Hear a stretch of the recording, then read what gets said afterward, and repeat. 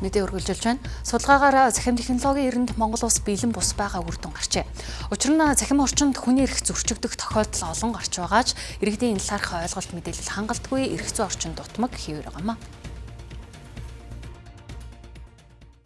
Хүний хувийн мэдээлэл хамгаалах тухай хууль 2021 онд батлагдаж 2022 оноос хэрэгжиж эхэлсэн. Хууль мэдээллийн эзний эрх, мэдээллийн хариуцлагчийн үүргийг баталгаажуулсан хэдий ч хуулийн хэрэгжилт хангалтгүй тунхаглалын шин чанартай олон зүйл байгааг судлаачид онцлолоо.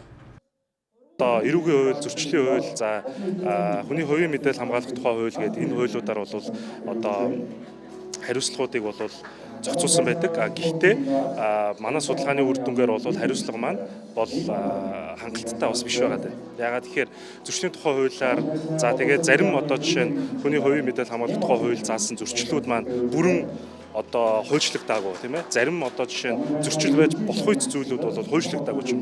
Тиймэрхүү бас судалгааны үр дүнгууд бол гарсан. Захим орчинд бол хүний эрх зөрчигдөх асуудал маш их гардаг. Тэгээ иргэд маань бас яг энэ тал дээр нөгөө ойлголтууд муу нөгөө талаараа хайшаа хандхаа мэддэггүй асуудлууд бас маш их гардаг.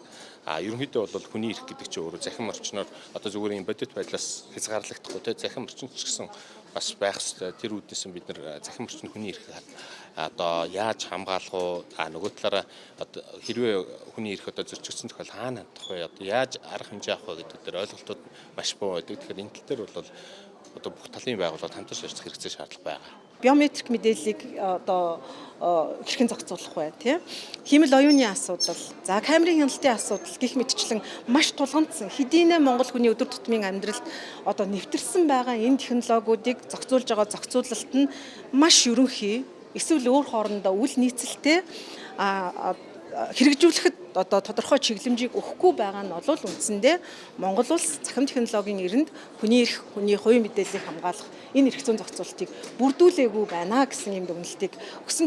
Хүний эрх ба захим технологийн олон нийтийн хяналт шалгалтын тайланг 3 жилийн хугацаанд үндэсний олон улсын судлаачид хийсэн байна. Улмаар 11 салбарын 40 орчим асуудлыг хянаж судалсан юм. Үүнээс гарсан 80 гаруй арга хэмжээ авах зөвлөмжийг хүний эрхийн үндэсний комисс засгийн газар ерөнхий сайдад хүргүүлнэ гэлээ.